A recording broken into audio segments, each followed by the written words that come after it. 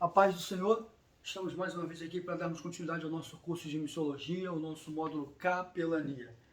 O nosso curso, como sempre digo, ele contém vai ter 15 módulos, duração de 12 meses. Antes de começarmos a aula, eu gostaria que você compartilhasse, que você curtisse, que você se inscrevesse no nosso canal no YouTube, que você indicasse outras pessoas para se inscrever no canal no YouTube, acionar o sininho, dar o seu like, para nos ajudar e ajudar a FATEM e também nos ajudar a propagar o reino de Deus. Vamos orar para começarmos a nossa aula. Te adoramos e louvamos o teu nome porque tu és eterno. Queremos te louvar e te agradecer pelas tuas maravilhas e pelos teus feitos, Senhor. Continua conosco, em o nome de Jesus. Amém. Bom, hoje nós vamos continuar em capelania, no segundo módulo. Eu já deixei aqui um quadro aqui um pouco mais escrito para nós acompanharmos um pouco. Vamos lá. Semana passada nós falamos até ali a transição do século XIX para o século XX, como surgiu a capelania. E hoje nós vamos falar desse Anton, esse camarada Anton Boysen. Ele, de 1876 a 1966, ele surge com uma questão da capelania. Ele vai surgir como alguém que vai, como eu disse semana passada, ele vai unir a teologia pastoral com médicos, com psicólogos, com teólogos e pastores para cuidar da alma, não somente para cuidar da alma e da saúde também. Então, quem é esse Anton? Anton dedicou-se à teologia pastoral. Ele se dedica à teologia pastoral, ele entende que existe mais do que era conhecido naquela época. Existe uma possibilidade maior do que era conhecido naquela época. Então, a primeira coisa desse camarada é que ele dedicou-se à teologia pastoral. Essa história de capelania, nós precisamos conhecê-la para entendermos o que é capelania. O que vai acontecer? Ele assumiu a capelania hospitalar desse Hospital Worcester. Ele assumiu essa capelania. Esse hospital era um hospital dos Estados Unidos para doentes mentais, pessoas com problemas psíquicos. Então ele vai assumir a capelania desse hospital depois de muito custo. Ele vai assumir a capelania desse hospital. O que ele vai fazer? Ele é o primeiro que introduziu teólogos em hospitais psiquiátricos. O que ele faz quando ele assume essa capelania? Ele traz para o hospital os teólogos, para o hospital psiquiátrico, para que eles entendam a mente na realidade, como as coisas acontecem lá naquele hospital. O que esse camarada vai fazer? Ele é considerado pela literatura moderna um dos fundadores do treinamento pastoral clínico. Aqui mora uma grande diferença, pastoral clínico.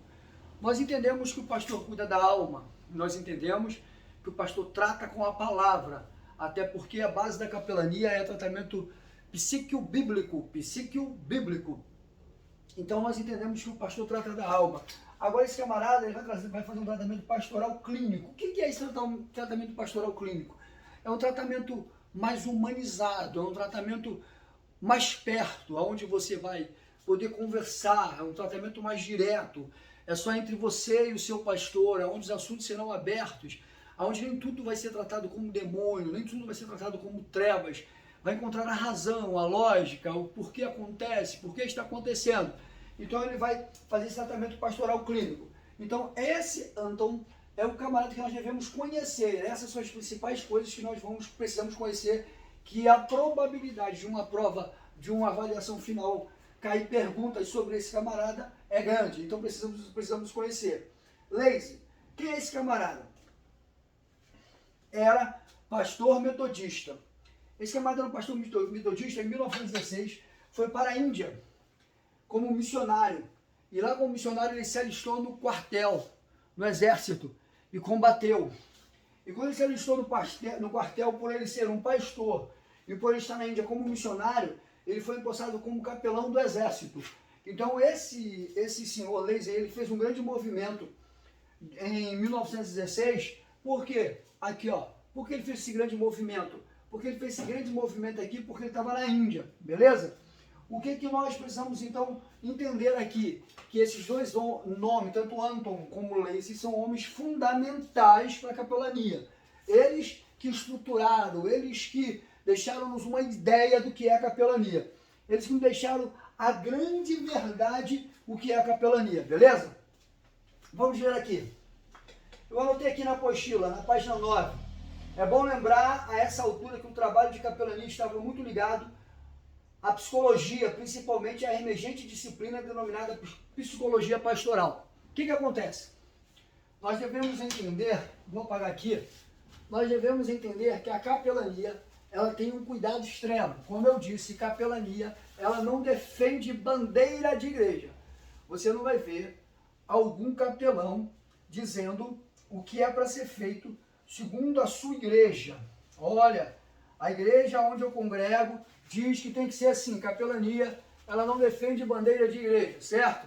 Capelania não defende bandeira de denominação. Capelania não defende bandeira de religião. Capelania não defende ministério.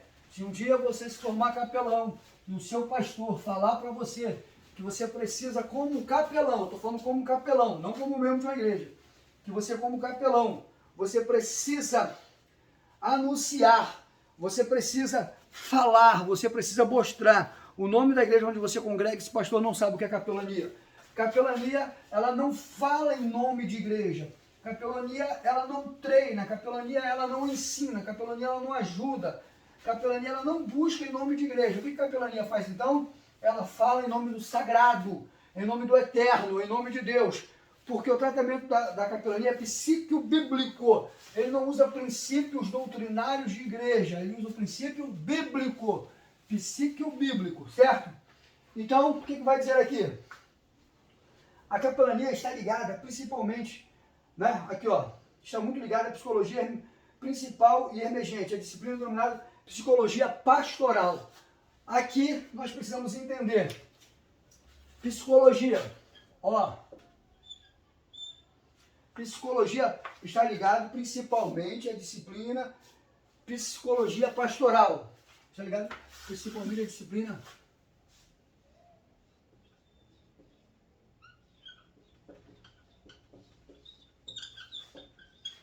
pastoral. Eita, eu vou apagar aqui, porque a caneta azul está na bênção. Está ligada à psicologia pastoral. O que significa isso? Que está ligada à psicologia pastoral. O que nós entendemos que a capelania está ligada à psicologia pastoral? Entende-se que está além de gabinete, está além de uma ideologia de igreja. Ela está ligada intrinsecamente a um estudo aprofundado, um estudo científico, um estudo correto, onde se baseia em coisas que precisamos entender. Beleza? Vamos lá. No Brasil, o ofício de capelania começou também na área militar. Ou seja, vale a pena você lembrar, no Brasil, vamos falar agora de Brasil. No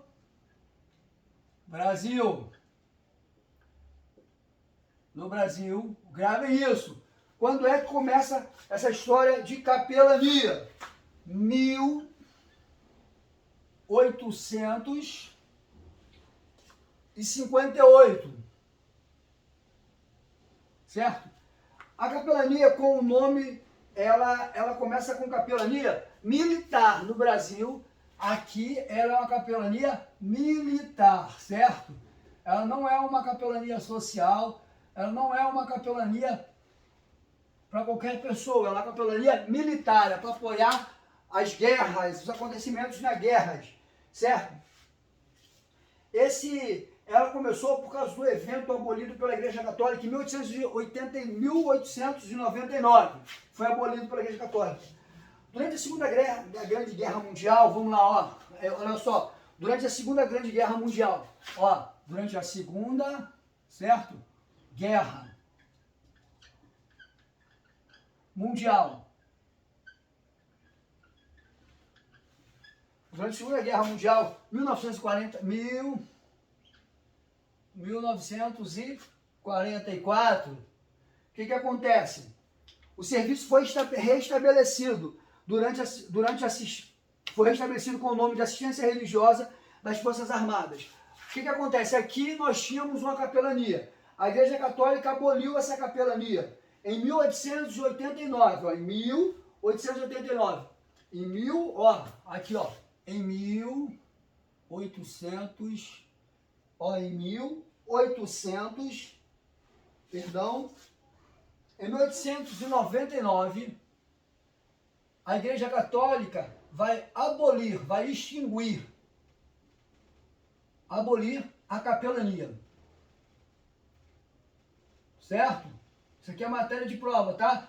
Em 1899, a Igreja Católica vai abolir a capelania. Nessa data aqui, a Igreja Católica ela vai abolir, ela vai encerrar a capelania. Nessa data aqui que eu anotei, beleza? Gravem aí, em 1899. Olha o que vai acontecer. Em 1944, na Segunda Guerra Mundial, vai se restabelecer a capelania pelo Brasil. No Brasil que nós estamos falando. Ela vai restabelecer para dar o apoio nas Forças Armadas. A mesma época foi criada também a capelania evangélica para assegurar a presença dos capelães evangélicos. Então o que acontece? Quando é que a capelania evangélica surge no Brasil? Em 1858 surge a capelania militar. Em 1899 a Igreja Católica vai extinguir. Agora aqui ó, nessa data aqui ó, prestem atenção, ó, nesta data aqui ó, 1944 vai surgir, certo? A capelania civil. Vai surgir a capelania civil em 1944. Essa capelania foi para garantir os capelões evangélicos. O grande capelão evangélico que marcou a época durante a Segunda Guerra Mundial foi o pastor João Filzen. Presta atenção.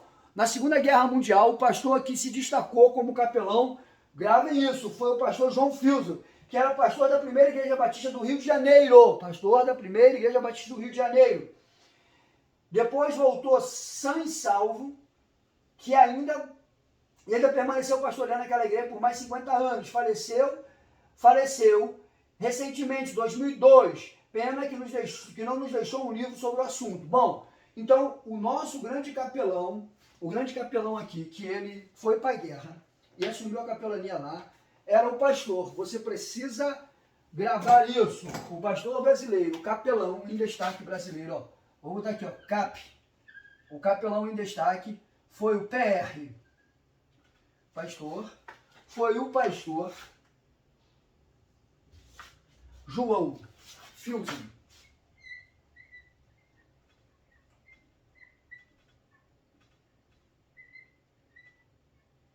Esse pastor, ele foi para a capelania. E da onde era esse pastor? Ele era pastor da onde? Da onde esse pastor era? Ele era pastor da primeira,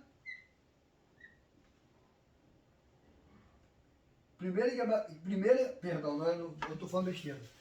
Ele era pastor da Igreja Batista.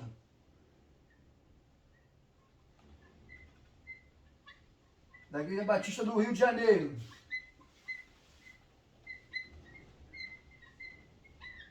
Então, qual é o capelão que mais se destacou durante as guerras da Segunda Guerra Mundial? O capelão brasileiro. O capelão que mais se destacou foi o pastor João Filzen, que ele era pastor da primeira Igreja Batista do Rio de Janeiro. Depois que ele voltou da guerra, ele pastoreou, certo? Ele pastoreou, ó, mais 50 anos. Beleza? Depois que ele voltou da guerra, ele pastoreou mais 50 anos. Vamos lá. Capelania em nossos dias. A capelania em nossos dias. Muito bom. Vamos falar sobre a capelania em nossos dias. Bom, vamos lá. Continuando. A capelania em nossos dias. Vou ler aqui no notebook aqui da minha frente. A capelania hospitalar. A capelania em nossos dias. A capelania hospitalar, ela foi inserida na chamada teologia prática. A capelania hospitalar, ela foi inserida na chamada teologia prática, como serviço cristão da igreja ao mundo dos doentes, nas casas, nos hospitais, com o objetivo de ajudá-los a partir da fé, da esperança e da caridade, em sua luta pela recuperação de sua saúde, ou pela cura integral, aceitação da humanização dos últimos momentos da existência mediante ao diálogo. O que acontece? A capelania nos nossos dias, ela foi inserida na área da teologia prática. A capelania hoje, ela está inserida em nossos dias na área de teologia prática. Ou seja, aquilo que é prática, então a capelania está inserida nessa teologia prática. Para quê? como serviço cristão ao mundo dos doentes. Isso aqui nós estamos falando de uma capelania hospitalar. A capelania hospitalar. Existe capelania hospitalar, capelania fúnebre, capelania escolar, vários tipos de capelania. Nós estamos agora, nesse momento, falamos da capelania hospitalar. Ela foi inserida na teologia prática como serviço cristão da igreja ao mundo dos doentes. O que significa? Que os capelãos, eles prestavam serviço para o mundo dos doentes. O que o capelão hospitalar faz? Ele vai oferecer o seu serviço ao mundo dos doentes. Para quem? Para o doente e para os parentes dos doentes. Para os doentes, para os parentes dos doentes e às vezes também para os médicos que precisam de um apoio. Então essa é a regra, esse é o objetivo da capelania hospitalar. E aonde vai ser esse apoio? Aonde vai ser esse serviço prestado pela capelania hospitalar, pelos capelães? Aquele que cobre, cobertura, proteção, capelania, cobertura e proteção. Aonde ele vai exercer esse papel? Ele vai exercer das casas dos doentes e nos hospitais. Qual é a função dele? Com o objetivo de ajudá-los a partir da fé e da esperança e da caridade e do amor. Qual é o objetivo do capelão? Ele vai ajudar na sua fé, na sua esperança e no seu amor. Vale a pena nós lembrarmos que vamos entrar daqui para frente, daqui a pouco nós vamos entrar nesse assunto, que o capelão, ele não, mais uma vez, ele não prega denominação. O capelão, ele não prega religião. O capelão não fala da sua igreja, aonde ele congrega. O capelão não fala do pastor, o capelão não convida para a sua igreja. A função do capelão é um tratamento psico-bíblico, é algo direto entre a pessoa doente e Deus. Então, como o capelão vai fazer? Ele vai anunciar o evangelho através da Bíblia. E como ele faz? Ele vai fazer com tratamento psíquico, bíblico, correto? Então, o que acontece? Na recuperação da saúde, vamos lá, com o objetivo de ajudar na sua fé. O que o capelão poderia dizer para o que o capelão poderia dizer para um doente e o que o capelão não pode dizer para um doente? O capelão pode dizer para um doente que existe a possibilidade da cura, que ele pode ser curado. Ele não pode dizer que ele irá ser curado, a não ser que Deus o ordene, que Deus o mande. O capelão, ele não vai para lá para fazer ou anunciar o sobrenatural, ele vai para ajudar no natural, de uma forma humana e humanizada, uma ajuda. Então o capelão vai fazer, eu vou orar por você que Deus vai te curar. Não, o capelão vai dizer assim, eu vou orar por você e Deus irá te sustentar. Deus está com você, Deus não lhe abandonou, você não está sozinho. Deus jamais o deixará sozinho. Nos momentos mais difíceis da sua vida, nos momentos mais difíceis da sua história, Deus estará com você. O capelão jamais poderá dizer, o Senhor vai te curar, o Senhor, a não ser que Deus lhe ordene. Mas você não vai como um simples membro de uma igreja, você vai como alguém que apenas presta um auxílio de capelania, beleza?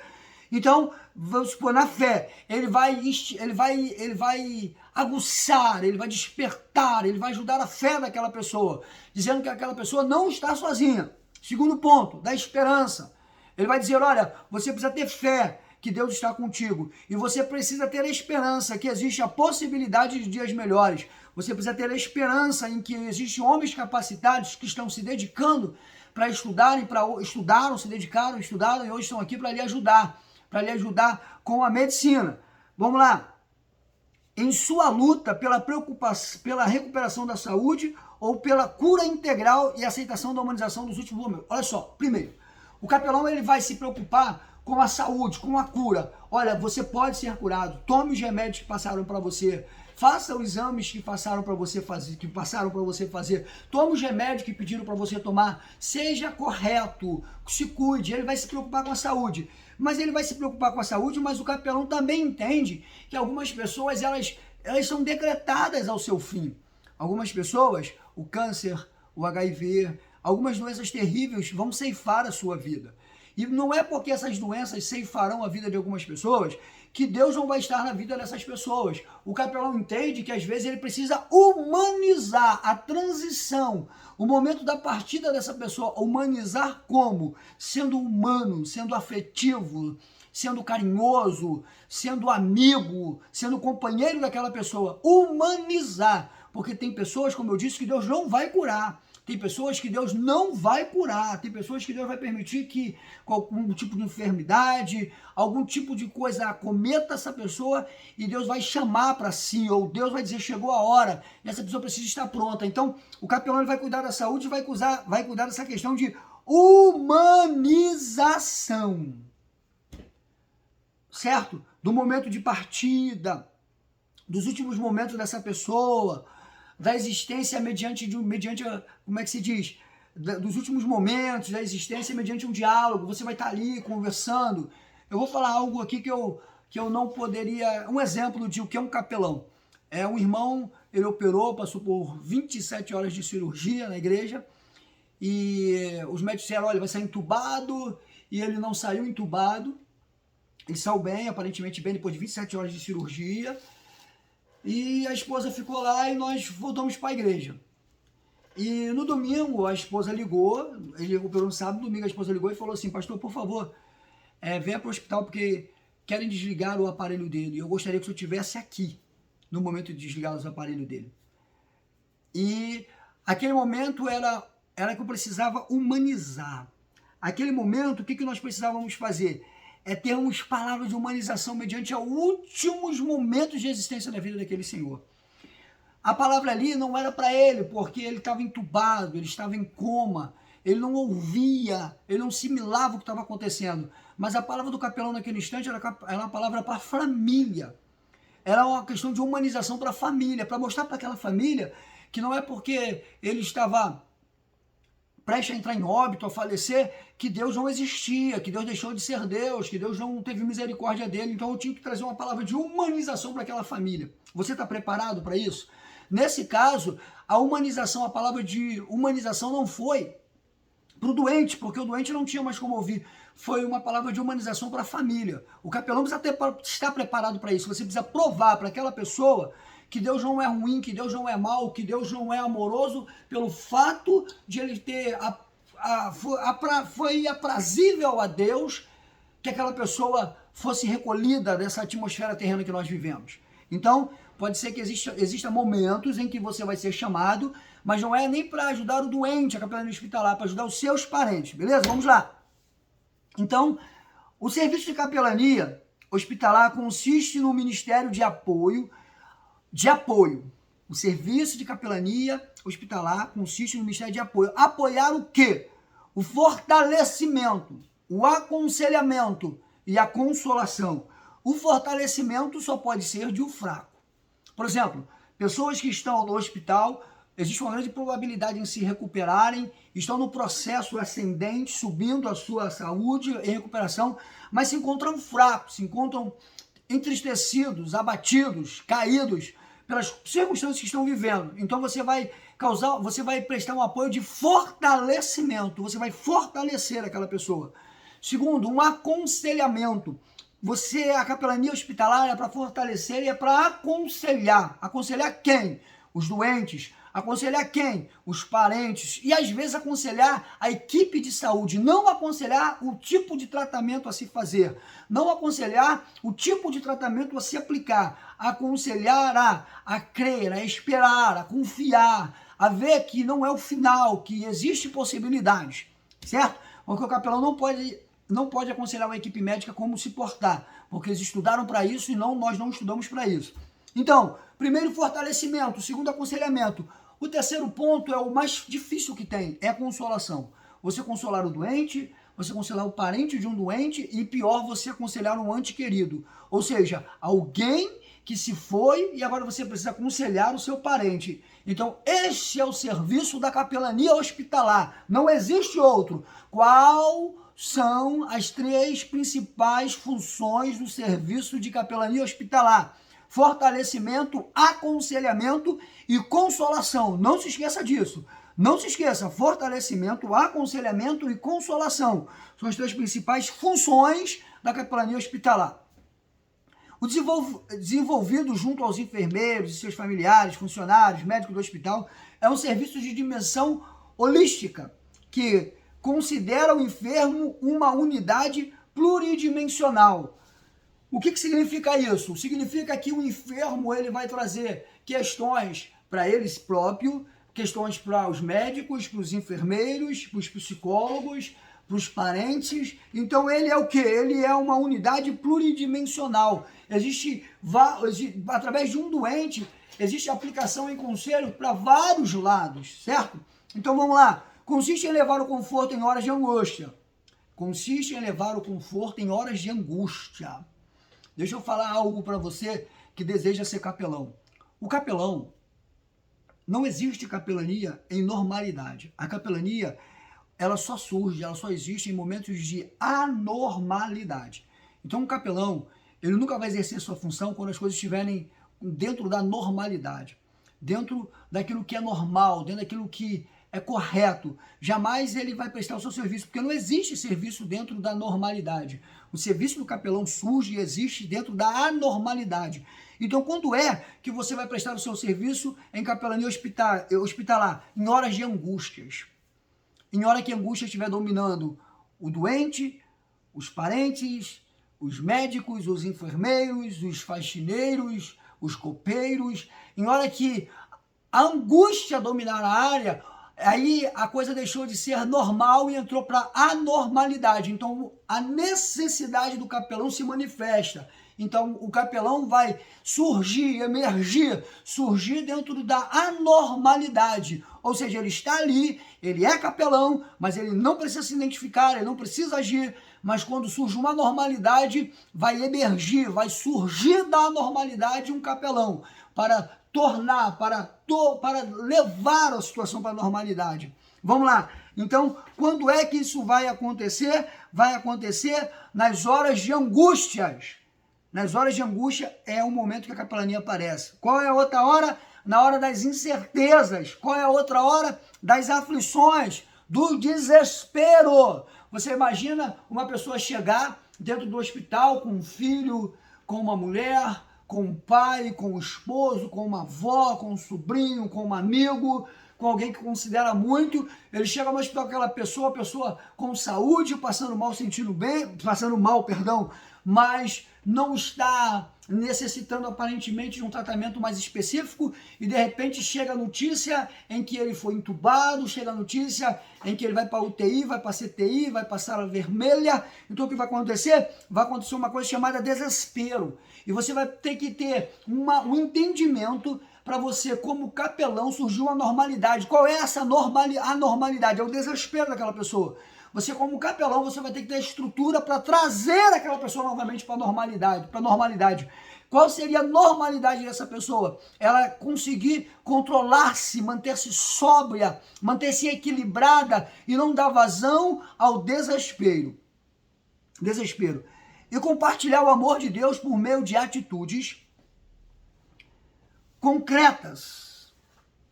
Compartilhar o amor de Deus por meio de atitudes concretas. O capelão não trabalha com hipótese. O capelão não trabalha com talvez. O capelão não trabalha com o que eu acho. O capelão não trabalha com o que eu penso.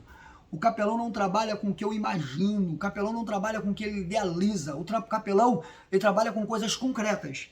O capelão, ele demonstra o amor de Deus através de coisas concretas. O capelão, ele demonstra o amor de Deus através de coisas não abstratas, não surreais. O capelão, ele vai ser concreto, ele vai mostrar o amor de Deus de maneira concreta. Como? Às vezes pela presença, às vezes por gestos. Eu anotei aqui. Estar doente é uma das crises mais graves da vida do ser humano. Tem crise pior do que estar doente? Não. Além do sofrimento físico, a vossa vivência é também um profundo sofrimento emocional. Tristeza, raiva, indignação, preocupações, medo, pânico, tudo isso é inerente ao ser humano, certo? Então, como é que você vai demonstrar Deus para essa situação que eu acabei de ler aqui? Você vai demonstrar Deus através de atitudes concretas, como? Com presença, gesto, palavras, orações e textos bíblicos, música e silêncio. Bom, como é a forma concreta? Grave isso, ponha na sua mente isso. Qual é a forma concreta de você demonstrar o amor de Deus? Com a presença, a sua presença. Você precisa representar uma pessoa enferma, uma família de um enfermo, alguma coisa está acontecendo ao nosso redor. Ele precisa ver Deus em nós. Ele precisa olhar as nossas vidas e saber que Deus está ali através das nossas vidas. Então isso é um amor concreto. Nossa presença, gestos, vai dar certo. Deus vai entrar no negócio, Deus vai dar a vitória. Confia, creia, certo? Gesto. Palavras, orações, textos bíblicos e músicas, e às vezes o silêncio. Mais tarde nós vamos comentar sobre isso. Às vezes o silêncio fala mais alto do que palavras. Eu vou repetir. Às vezes o silêncio fala mais alto do que palavras. Mais tarde comentamos sobre isso. A Capelania Hospitalar é uma organização religiosa interdenominacional com a finalidade principal de prestar assistência espiritual em instituições hospitalares. Vou repetir. A Capelania Hospitalar é uma organização religiosa interdenominacional com a finalidade principal de prestar assistência espiritual a instituições hospitalares. Então, você tem, qual é a sua função principal? É prestar assistência espiritual. É prestar assistência. É você, é o capelão, não é a igreja, não é o pastor, não são os obreiros, não são as irmãs de orações, não são os líderes, é você. Sou eu que sou capelão, que preciso prestar essa assistência espiritual em instituições hospitalares, ok? Segundo Cavalcante, é uma entidade sem fim lucrativo. Vamos aqui, segundo Cavalcante, um pensador, alguém muito importante, o que é a capelania? Presta atenção para você focar e para você não se entristecer do que é a capelania. Segundo Cavalcante, é uma entidade sem fins lucrativos, esqueça lucro, cuja missão principal é oferecer assistência espiritual em hospitais.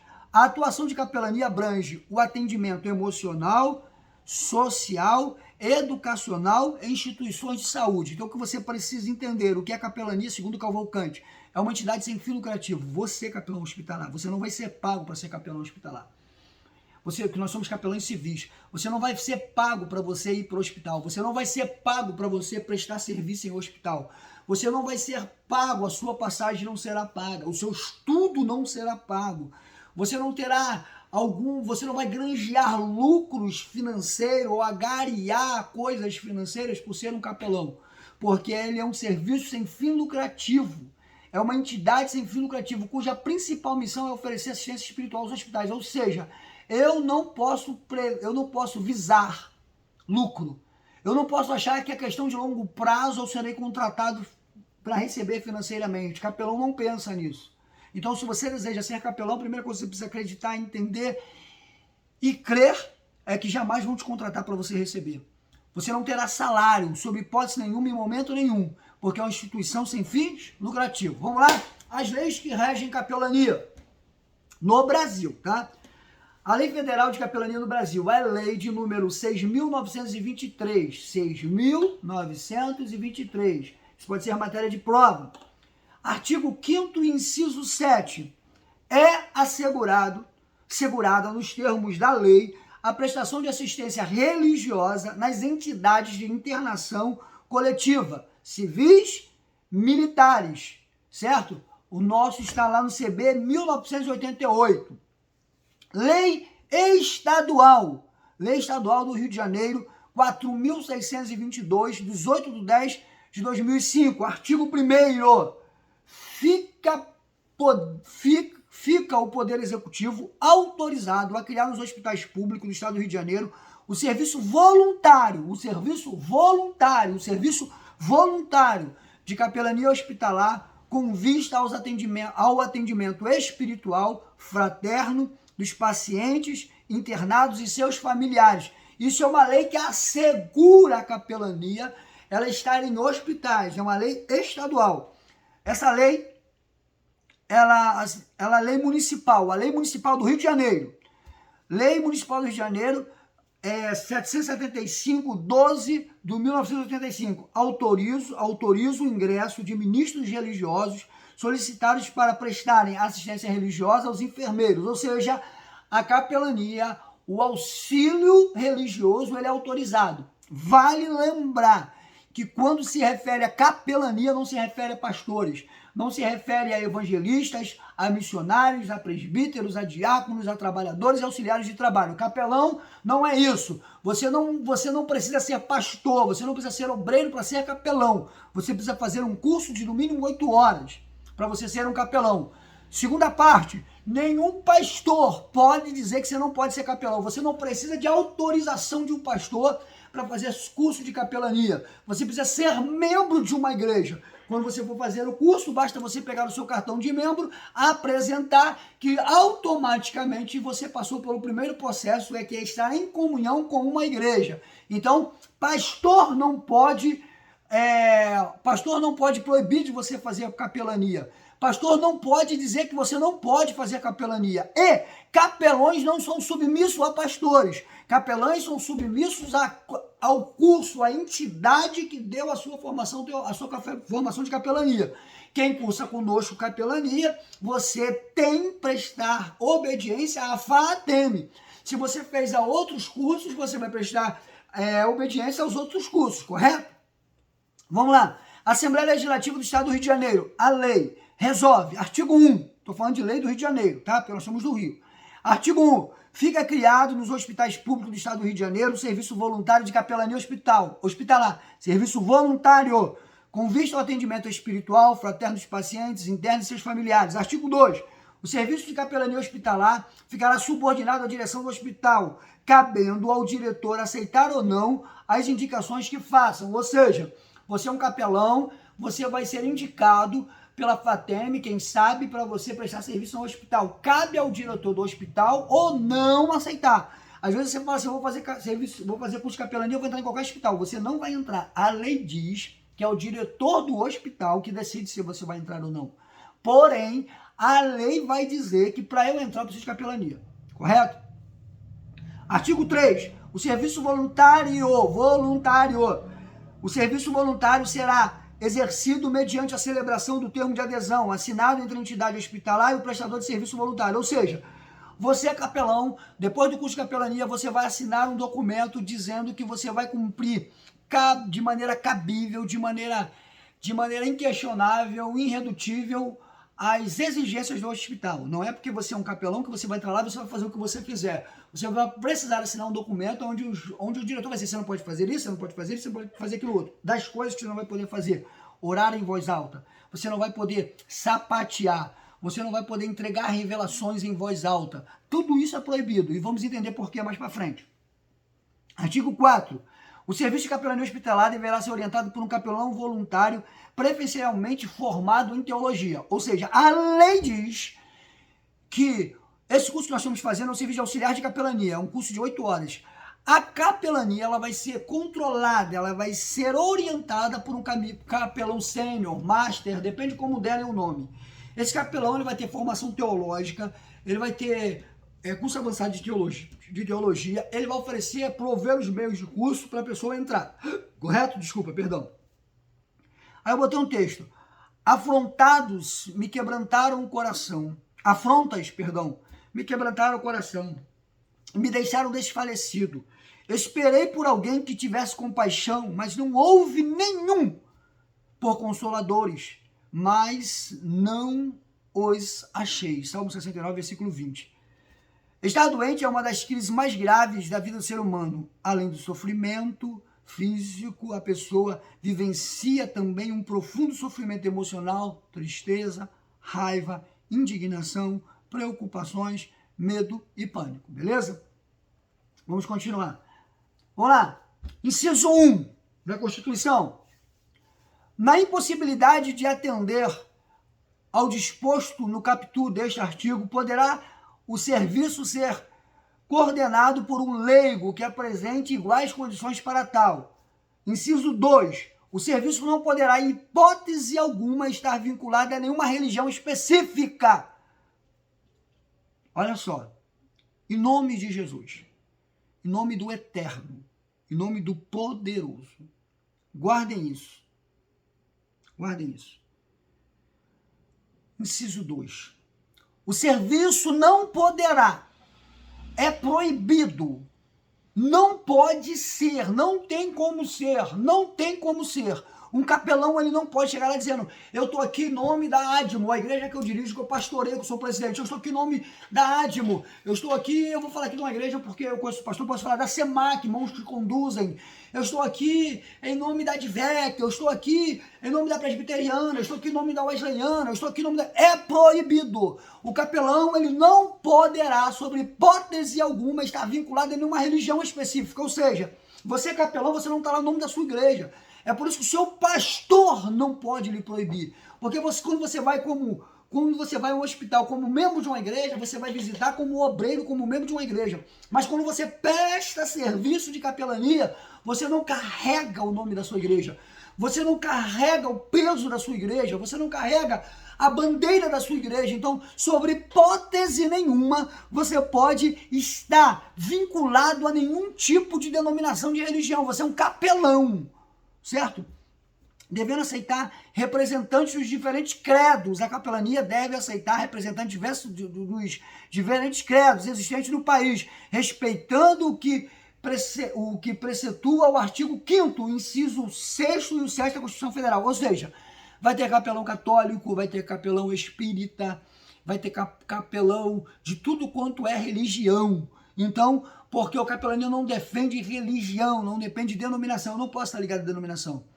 Quando você faz capelania num lugar onde quem está oferecendo essa capelania é a igreja, e está dizendo que você vai lá em nome da igreja, isso não é capelania. Capelania não representa a igreja. Capelania não representa denominação. Capelania representa o próprio Cristo. Grave isso.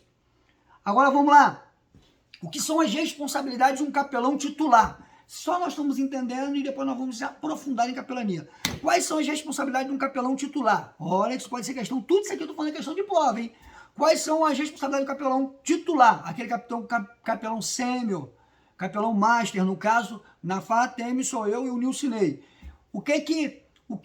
Quais são as nossas atribuições, as nossas responsabilidades? Coordenar o serviço de capelania hospitalar. Somos nós que coordenamos, onde nós prestamos serviço. Quem vai prestar serviço, quem não vai, quando vai, respondendo pelo serviço junto à direção do hospital. Ou seja, um capelão auxiliar, você está fazendo um curso de 8 horas, você precisa fazer o curso de 8 horas, prestar 1 ano de capelania, para depois você fazer o curso de 6 a 8 meses de capelão sênior. Quando você é um capelão auxiliar, você não vai na diretoria do hospital, você não vai aos diretores do hospital, você vai ao capelão sênior ou ao master e ele vai fazer esse papel, correto? Fornecer relatórios bimestrais à direção do hospital ou quando for solicitado pelo diretor, ou seja, o capelão sênior ou master, ele pega todo o trabalho, forma um relatório e presta bimestral ou como o diretor pedir. Aprovar todo o material impresso que foi distribuído dentro do hospital, ou seja, você está fazendo capelania de 8 horas, auxiliar de capelania, você não pode pegar um folheto, eu vou levar esse folheto, eu vou falar isso aqui, eu vou pensar isso aqui, eu vou levar uma literatura, você não pode. Na capelania hospitalar, qualquer material que você for levar, vamos supor que você vai levar esse material aqui, certo? Isso aqui é um CD, que diz assim, ó, eu te encherei, Lucas, sei lá o que é, eu te encherei. Então, se eu for levar, se fosse um livro, eu fosse levar, eu não poderia simplesmente levar esse material e apresentar lá se eu sou um capelão auxiliar. Eu teria que apresentar o capelão sênior ou master. No caso, se a pessoa for levar, no hospital onde nós trabalhamos, deveria apresentar a mim e eu analisar o material e dizer se pode distribuir ou se não pode distribuir. Você não pode entrar com qualquer material hospital, certo? Vamos lá. Beleza? Ministrar curso de capelania para interessados em integrar a equipe de visitadores, ou seja, precisa ter o curso de capelania para ministrar, precisa. Supervisionar os trabalhos de equipes e visitadores. O curso básico de capelania hospitalar, agora vamos lá, aqui que eu sempre falei desde o começo, o curso básico de capelania hospitalar a ser ministrado pelo capelão titular será realizado periodicamente e terá duração 8 horas aula, 8 horas aulas, certo? E o seu conteúdo deverá abranger orientação sobre o serviço de capelania, noções de aconselhamento cristão e comportamento ético no ambiente hospitalar. O conteúdo precisa ter orientações sobre o serviço de capelania, noções de aconselhamento cristão e comportamento ético no ambiente hospitalar. A equipe de visitadores será formada por voluntários selecionados pelo capelão da seguinte forma, ou seja, não é eu sou capelão, eu fiz o curso, eu vou entrar ali no hospital, eu vou fazer... Não, você não vai fazer nada disso, você é um auxiliar de capelania. Quem vai dizer se você vai entrar não é o capelão sênior, o capelão master que está lá. O que vai acontecer? Qual é a forma, como vai ser selecionado esse capelão para trabalhar no hospital? Entrevista pessoal com o capelão, vai ter uma entrevista pessoal. O capelão, o sênior, o master vai te conhecer, vai saber quem você é, o seu procedimento.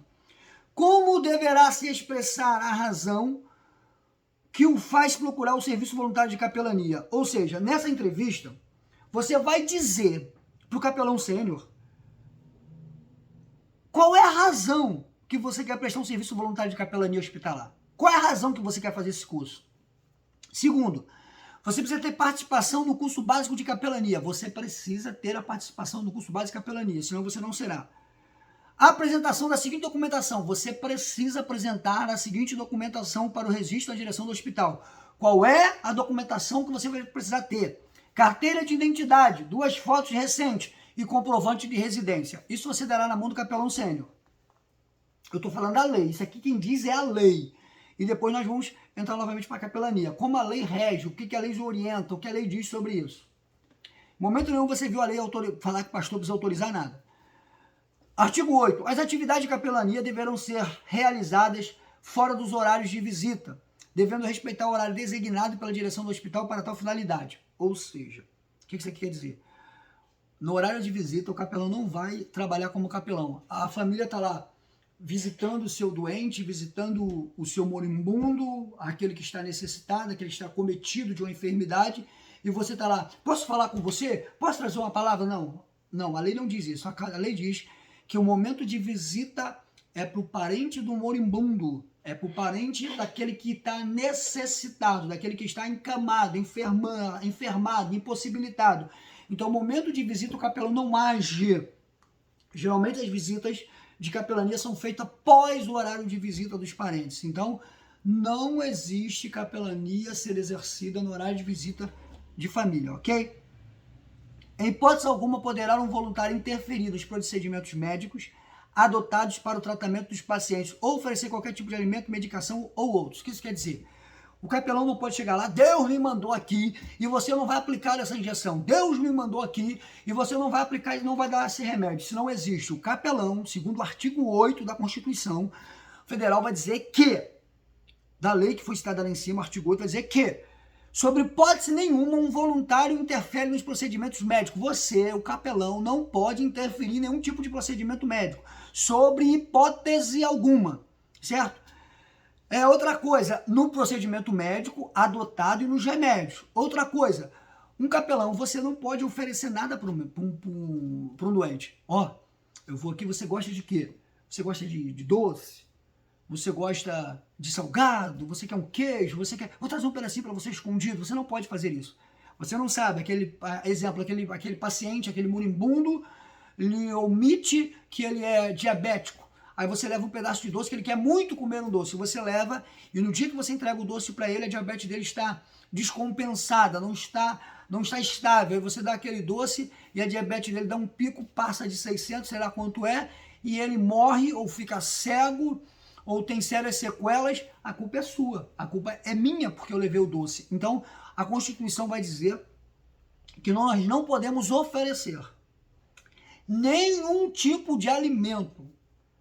Quem vai dizer o que o paciente come é o médico. Quem vai levar o que o paciente come é a hotelaria do hospital. É aquele pessoal que está lá para fornecer comida. Nenhum médico deixa seu paciente passar fome. Se ele está em dieta zero, é porque ele precisa de um exame ou vai operar. Se a alimentação dele está restrita, é porque a saúde dele exige que a sua alimentação esteja restrita. Então, o que é a lei? A lei, isso aqui é a lei, o artigo 8. Vai dizer o seguinte, que não pode oferecer nenhum tipo de alimento. Eu e você, como capelães hospitalar, não poderemos oferecer nenhum tipo de alimento para nenhum tipo de paciente. Guarde isso. Segundo, medicação ou outros. Eu não posso falar assim, quer que eu traga um Doril? Quer que eu traga um Dorflex? Quer que eu traga isso? Quer que eu traga um chazinho lá de casa, um chazinho da minha mãe, um chazinho da minha avó? Você vai ter um pouco mais de liberdade do que os próprios parentes visitando quando na sua visitação de capelania, de auxílio espiritual.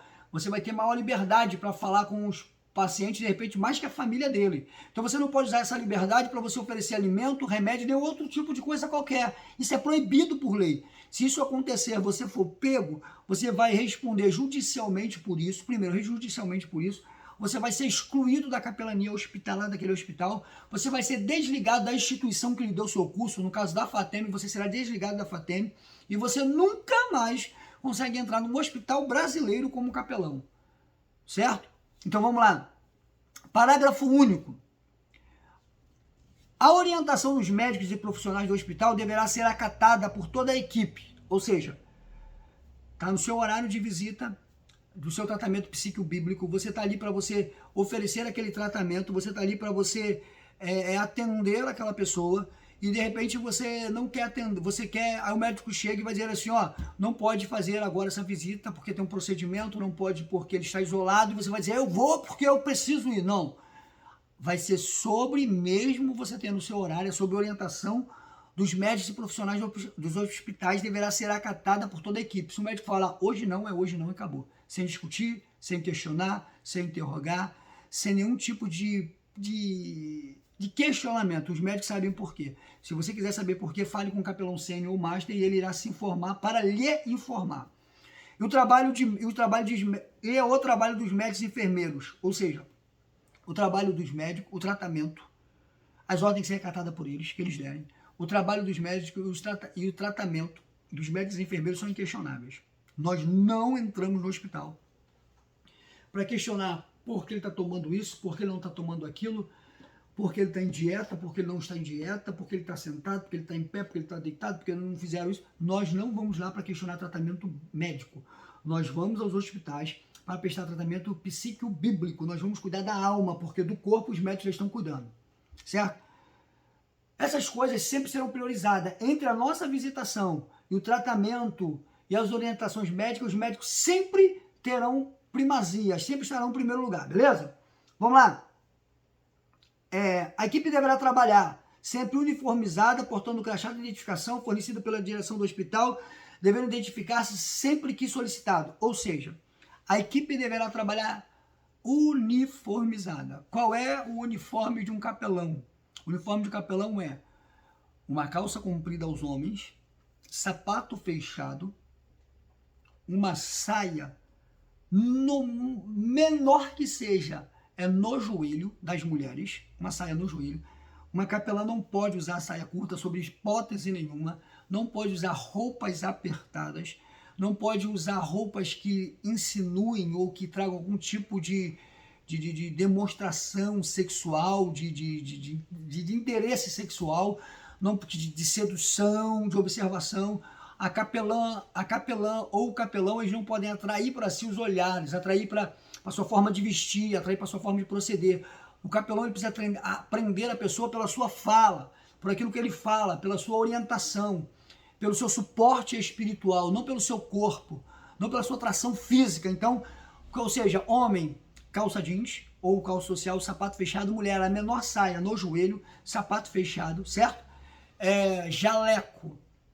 O homem vai usar um jaleco branco ou um jaleco azul, depende da instituição que vai pedir. Um jaleco vai estar bordado no jaleco capelania hospitalar, o seu nome, o seu tipo sanguíneo, o nome do hospital e, no nosso caso, a bandeira da FATEM, certo? E esse jaleco, ele é um jaleco comprido, é aquele jaleco que passa abaixo da linha da cintura, ele vai um pouco abaixo das nádegas, ele cobre. Então, não existe nenhum capelão que use roupa apertada, não pode existir, não é para existir, não deve existir, é a lei que diz isso, certo? E além da identificação no próprio jaleco, ele ainda tem que ter um crachá identificado. E sempre que for pedido, ele precisa fornecer. Ah, o seu capelão não está vendo aqui? Não, você é obrigado. Eu sou obrigado a fornecer o crachá de identificação. O voluntário não poderá transitar pelo hospital fora dos horários designados para o serviço sob nenhum pretexto. Ou seja, não é porque o seu capelão que eu tenho um livre acesso, eu entro e saio a hora que eu quero.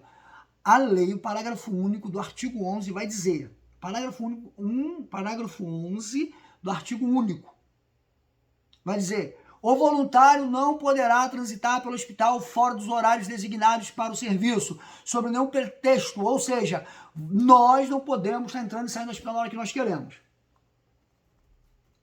Eu vou terminar a lei, aí nós, se Deus quiser, vamos parar a aula de hoje e as outras próximas aulas nós mergulhamos literalmente em capelania. Já estamos mergulhados, mas hoje nós estamos falando de lei. Falamos na outra aula como surgiu, como apareceu. Hoje terminamos de falar o surgimento e o aparecimento, principalmente no Brasil. E agora estamos falando das leis. Artigo 12.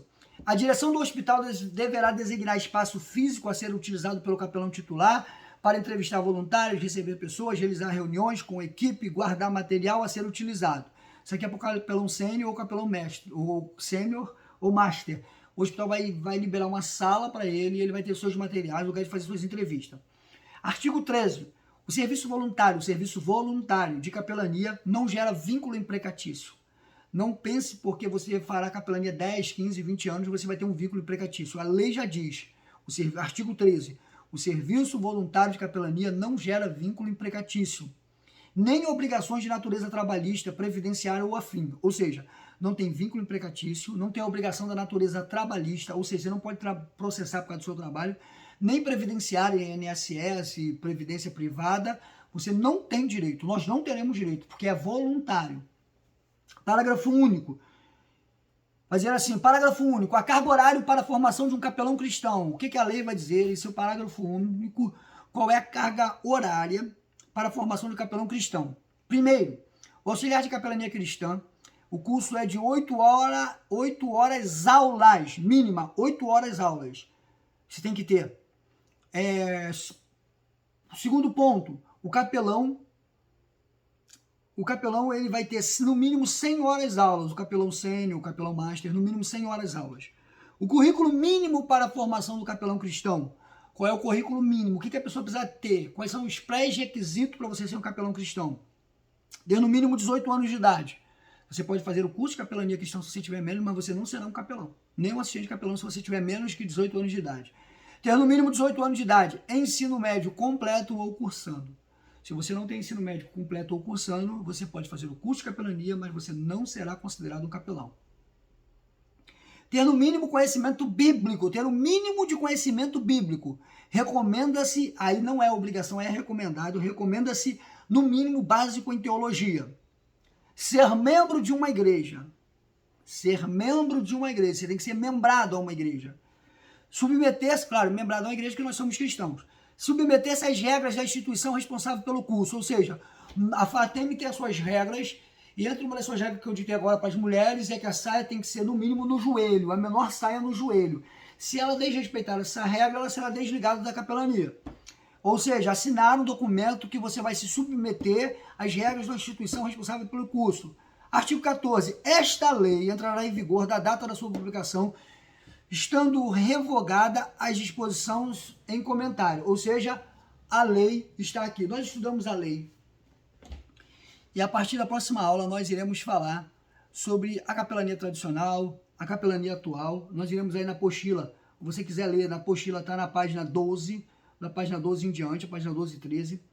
Nós vamos entender a capelania tradicional e uma nova perspectiva de capelania. Eu não vou comentar agora, mas nós vamos, na próxima aula nós vamos fazer. Gravem essa aula, estudem essa aula. E logo mais eu vou estar liberando, amanhã, no máximo amanhã eu vou estar liberando o primeiro teste sobre esta aula. Esses testes vão somando nota, nós vamos somando as notas para chegarmos até a última avaliação. Chegando à última avaliação, nós somamos a nota da avaliação com os quatro testes e assim vai dar tudo certo em nome de Jesus. Você quer ser um capelão? A primeira coisa que eu quero te dizer hoje é que você vai precisar cumprir regras. Se você não gosta de cumprir regras, você não pode ser um capelão. Você deseja ser um capelão, você precisa entender que ser capelão, você precisa passar pelo crivo do ensino, do estudo. Tem pessoas que dizem e afirmam que estudar, pegar uma apostila, abrir uma apostila é teoria. Mas eu quero te dizer que não existe nenhum prédio físico se um engenheiro não sentasse, não rabiscasse, ou não desenhasse o desenho daquele prédio. Antes de sair em campo, eu preciso aprender. Existem dois tipos de conhecimento. Existe o conhecimento empírico ou conhecimento vulgar e o conhecimento acadêmico. O conhecimento empírico é aquele conhecimento que nós falamos que aprendemos na prática. É aquele conhecimento que nós aprendemos porque o nosso pai falou, nos ensinou, que o nosso avô ensinou para o nosso pai, e o nosso pai nos ensinou. É aquele que o nosso bisavô ensinou para o nosso avô, que ensinou para o nosso pai, que o nosso pai nos ensinaram, e nós iremos ensinar para os nossos filhos para os netos para os bisnetos, os bisnetos para o tataraneto, e assim vai se perpetuar o conhecimento. O nome desse conhecimento significa empírico ou vulgar, aquele conhecimento que se aprende no dia a dia. Esse conhecimento muitas das vezes é bom, mas muitas das vezes nós aprendemos coisas erradas porque vieram desde o princípio, nos ensinaram e nós passamos coisas erradas. Mas, às vezes também nos ensinaram coisas muito certas, e essas coisas que nos ensinaram certas se perpetuam e são coisas corretas.